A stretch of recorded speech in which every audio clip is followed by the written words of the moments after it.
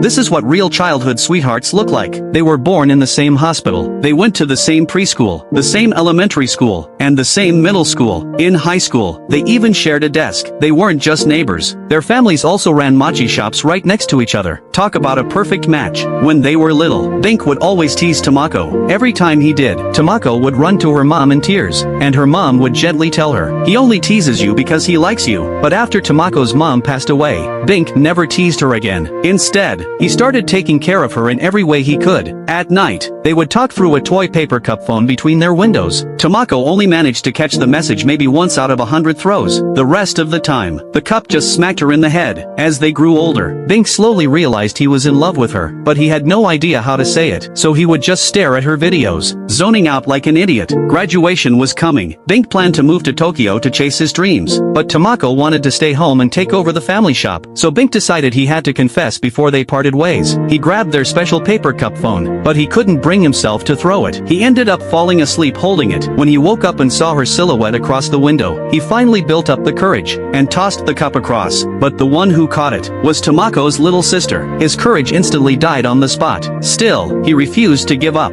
He promised himself he would confess the next morning, but that night at the bathhouse, he ran into Tamako and her sister, and learned their club had to leave early for practice. His plan fell apart again. The next day, Bink ran into Midori in the bathroom. Midori saw right through him, and basically forced him to confess. Right then, Tamako stepped out of a stall. Midori told her, "Bink has something to tell you." After school, they walked to the river. Bink hesitated over and over. In the end, he couldn't say it. Looking at her innocent face, he was terrified of ruining everything, so he tried to bury the feelings deep in his heart. Then he remembered the promise he made to her mother, to always look after Tamako. He gathered his courage again, but right as he was about to speak, Tamako slipped. Bink caught her just in time, and in that moment, he finally told her he planned to go to college in Tokyo, and confessed everything he had been holding in.